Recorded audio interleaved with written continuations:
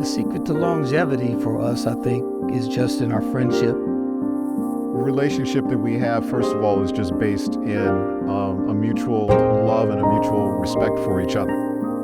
I think this man is one of the most talented people on earth. I don't want to even be in the business without Terry.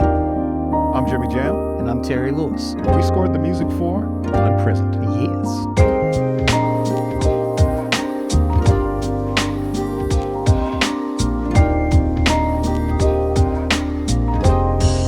It was back in 1973. 7 years ago. Yeah, So, back in the dark age. long time ago. Yeah, we were in a summer school program. It was at the University of Minnesota. We were just in junior high at the time. And I remember walking by the dorm room and I saw Terry Lewis sitting on his bed playing a red, black, and green bass. And he was playing Kool and the Gang bass parts. And I said, I got to get to know him. And I went down in the lunchroom and I heard the piano playing. I walked in and I saw Jimmy Jam back in the back with like 3 or 4 girls huddled around the piano. And I said, got to get to know this fella. I would describe what we do as a musician, songwriter, producer, kind of in that order, because we have to play the instruments, or at least we like to play the instruments. There's nothing to produce unless there's a song. So we like to be songwriters. And then obviously the way that the song actually gets done and the way you hear it is the production part of it. So I guess, if people just call us producers, that's fine. If people just call us songwriters, people just call us musicians. As long as people call us, that's the important thing. But under the what haven't we done, scoring for a TV show is one of those things. So Tracy McMillan, who's the creator of the show, actually lived in Minneapolis, which we know a little bit about Minneapolis. We thought that sonically we could bring a kind of an authenticity to it, I guess is the good word.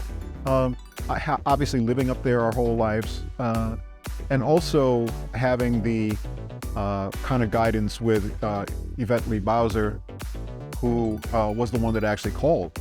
Sonically, in Minneapolis, it was, you had the Lindrum sound of the early 80s with Prince. You had the kind of 808 drum sound that Jam Lewis, we did a lot with the SOS band and that kind of thing. We had the Oberheim synthesizers, which were the synthesizers that were very specific to that place, to Minneapolis. So we tried to incorporate all of those types of instruments into it and really kind of mixing all of those things together to kind of make the characters all come to life and the storylines come to life. But it's always groovy. Always groovy. I think the first thing we thought was that rather than a theme song that's the same on every episode, because the episode swung so much emotionally, so we came up with the idea of just having what we call the 3 tones. And it's basically a 3-note little riff that goes bam, bam, bam, and that's all it does. We can play it with different instruments. We can play it fast, we can play it slow, we can make it minor, we can make it major, we can do a whole lot of different things. But the idea is, whenever you hear that, it's almost like a sonic ID to tell you, oh, that's Unprisoned. It's like the pulse. Yeah. So when we were looking at the characters, we were trying to find different instruments that we thought would fit the character. So for Delroy's character, Edwin, we thought an acoustic bass because it's cool. The sound of it's very cool. It's also very kind of vintage, I guess you could kind of say, or classic in a way, which is his character comes off like that. But it also can be very tender and very loving where it needs to be. For Carrie's character, Paige, I think we thought that even though she's a grown-up and she's giving advice, that she's still in this dynamic with her dad, she's still a little girl, whether it's in flashbacks or in the advice that he now gives her.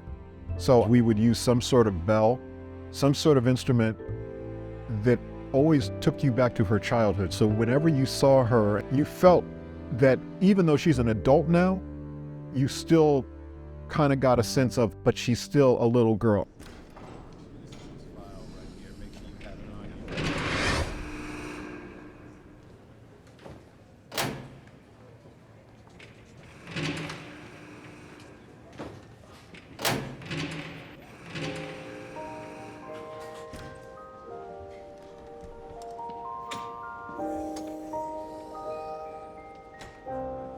day.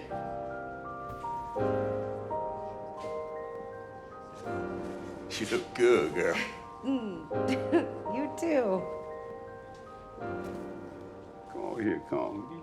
Get your daddy to shoot me now. Oh. Oh, you're so hyped. Literally the very first episode we scored, I had literally like a legal notepad full of notes from everybody. The last episode of the show, there were literally no notes. So I feel like we almost graduated. Like we must have graduated class at that point, and we must have done okay. Can't wait to do it. Yes. And at the end of the day, it's all about the music. It's just music.